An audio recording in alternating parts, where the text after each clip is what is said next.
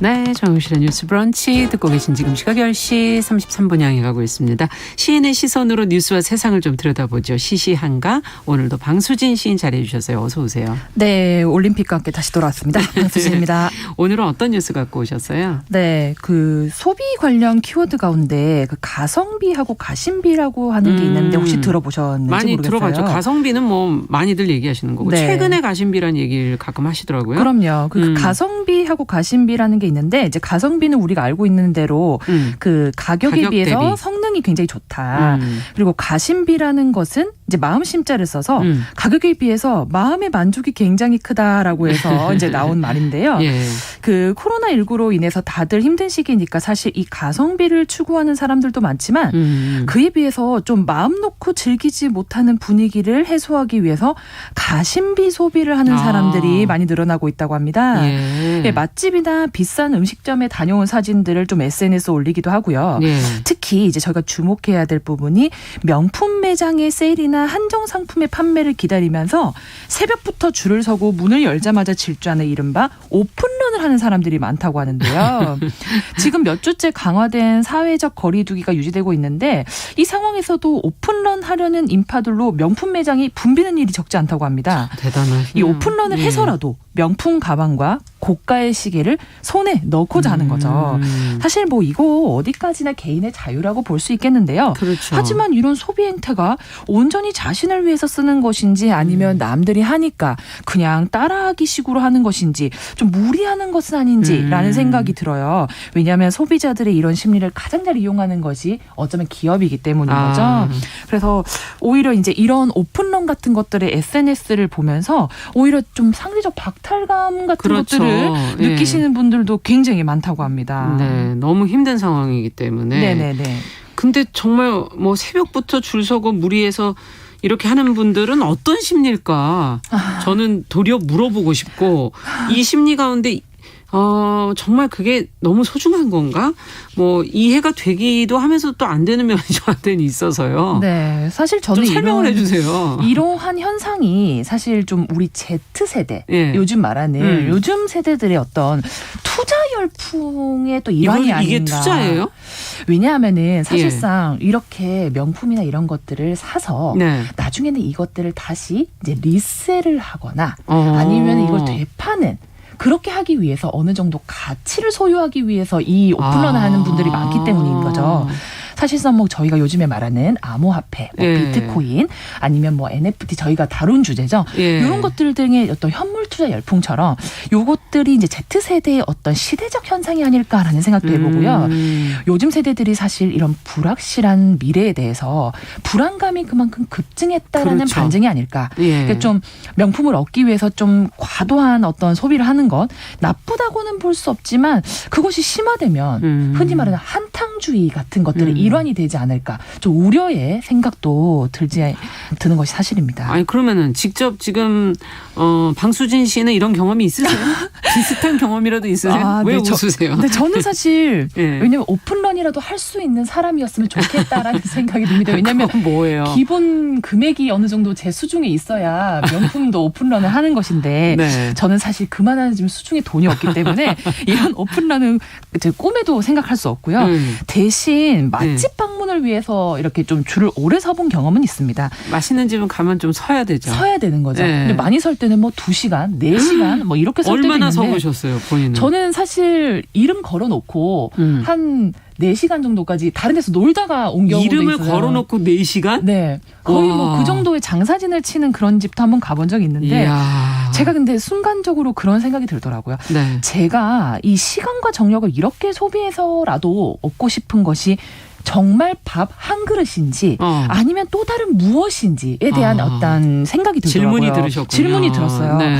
어쩌면은 제가 이 음식 한 그릇을 쟁취해서라도 느끼고 싶은 것은 뭘까요? 맛이라기보다는 자아 효능감이 아닐까 싶어요. 그러니까 요즘에는 사실 상대적 박탈감이나 미래에 대한 불안감이 가중되는데 내가 노력해서 예. 반드시 얻을 수 있는 것이 사실 맛집은 되거든요. 제가 어쨌든 내가 얻을 수 10시간이라도 있는 게 뭐가 있나 했을 때 생각해보면 맛집은 그래도 제가 투자한 만큼 얻을 수 있으니까. 그러니까 약간 이런 느낌을 여기서 대리만족하는 것이 아닐까. 대리만족. 좀 결핍의 결과물이 아닐까 싶어서 씁쓸한 기분이 드는 것도 그래서 그 사실이었습니다. 4시간 기다린 집 저 하나 물어보고 싶은 게 있어요. 그 맛있었나요? 근데 사실 맛은 있었는데 나중에는 맛있었어요? 그런 생각이 들더라고요. 이게 네. 기다려서 맛있는 것인지. 너무 아니, 허기졌죠 이미. 너무 이미 허기져서 뭘 먹어도 맛있는 거 아닌가. 그래서 조금 맛을 오히려 평가하기에는 좀 나쁜 어떤 그 배경이 상황이었군요. 아니었을까 네. 싶긴 합니다.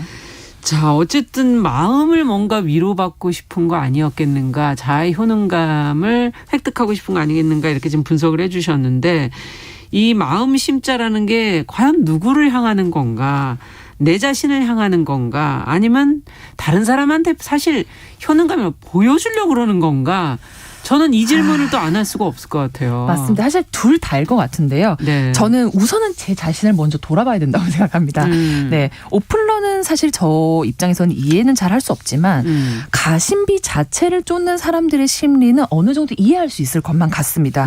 왜냐하면은 이런 불안감이 계속되고 이제 코로나가 지속되는 상황이 되니까 사실 자신을 달랠 무언가가 필요하다는 생각도 들고요. 저 역시도 사실 이제 이 팬데믹 상황 이후로 자꾸 이제 물건을 사는 그런 지금 습성이 뭔가 되는데 다른 것으로 대체해보고 자꾸 대체하려고 하는 것이죠. 예. 그래서 뭐 사실 비싼 것도 아닙니다. 거의 뭐 몇천 원, 몇만 원 정도의 그런 생필품이나 이런 뭐 가정 화장품들을 자꾸 그냥 눈에 보이면은 좀 사게 싶은. 되더라고요. 근데 사실상 필요하다기보다는 일주일에 몇 개 정도는 사야 내가 좀 심리적 보상을 받는 느낌? 돈 벌어서 뭐 하나 이런 데 쓰는 거지. 예. 이런 생각이 들면서 또 집 앞에 의미 없이 쌓여가는 택배 박스를 보고 있으면 참 좀 환경 한심한 문제도 또 생각도 들고요. 내가 이번 주도 엄한 짓을 했구나 이런 생각도 들고. 이 가심비 열풍 기사를 보면서 저는 그런 생각은 했습니다. 이게 심리적 보상. 한편으로는 타인의 시선 속에 살아가는 우리 현주소를 보여주는 것 같다라는 생각도 들었는데, 왜냐하면 남들이 사는 것, 남들이 먹는 것, 내가 하지 않으면 마치 불안하고. 잘 못 살고 있다라는 심리적 압박, 그런 것들이 무분별한 소비 따라잡기를 좀 이끌어낸 것이 아닐까라는 생각도 들고요. 근데 지금 코로나19로 재난지원금도 절실하게 느끼시는 분들도 많은데, 이런 명품 매장 앞에 이렇게 줄을 쭉 서 있는 모습을 보면 여러 가지 생각이 들지 않습니까? 그렇습니다. 저는 딱 한 줄 질문이 생각이 나더라고요. 사람이 명품인가, 물건만 명품인가. 자, 요즘 이 시국에서 사실 오픈런에 심취해 있다. 단순히 개인적인 어떤 선호도로 보기에는 사실 많은 리스크가 따릅니다. 네. 왜냐하면은 이렇게 장사진을 치게 되면 무엇보다도 감염의 위험이 커지기 때문인 건데요. 코로나의 위험보다 명품 획득이 더 중요하게 된 걸까요? 그런 생각, 목숨보다 귀하게 된 걸까요? 이런 근원적인 질문도 해보고 되고요. 주객전도가 된 느낌도 든다. 사람들이 이걸 보고 있으면 굉장히 좀 박탈감을 느끼지 않을까라는 생각이 같이 들었습니다. 앞서 심리적인 보상이 아무래도 이렇게 힘들다 보면 필요해진다 얘기를 해주셔서 뭔가 만족이란 건 뭘까요, 그러면? 맞습니다. 사실 이 모든 것들의 좀 중심 단어가 만족이 아닐까 싶은데요. 제가 만족의 사전적 의미를 좀 찾아봤어요. 모자람 없이 충분하고 넉넉함. 주관적이네요. 굉장히 주관적인 해석입니다. 이게 누가 뭔가를 객관적으로 수치적으로 만족해 얻어지는 것이 아니라 나를 바라보는 나 자체의 시각, 나의 판단에 따르는 것이죠. 그래서 마음만 먹으면 뭐 지금 이 순간도 만족이고 내일도 만족이지 않을까. 그러니까 만족이라는 것은 사실 단 하나로도 가능하고 단 한순간으로도 가능한 건데 우리가 지금 쫓고 있는 만족은 사실 어딘가 깨진 조각이 있는 물 항아리 같다라고 저는 생각했습니다. 새잖아요, 그러면. 그럼요. 만족을 쫓는 우리는 그 물 항아리에 깨진 줄도 모르고 자꾸만 물을 부으면서 물 웅덩이가 가득 차기만을 바라고 있는 것이다. 그럼 깨진 것부터 수리하라는 얘기예요? 깨진 것을 사실 이 깨진 것은 태생적인 것일 수도 있는데 우리가 이걸 메꾸려고 하기보다는 인정하는 것. 이건 결국에는 완벽하게 채워질 수는 없는 것이다. 그렇구나. 그거를 인지하면 이 물웅덩이가 차지 않아도 박탈감은 느끼지 않을 것이다. 라는 생각을 해봤습니다. 자, 그렇다면 여기에 어울릴 만한 시가 어떤 시가 있을까요? 네, 저는 그래서요. 지금 이 순간 그리고 나 자신에 대한 행복과 만족을 느껴보자는 측면에서 정현종 시인의 모든 순간이 꽃봉오리인 것을 이런 걸 준비했는데요. 잠시 읽고 한번 얘기 다시 나눠보도록 하겠습니다.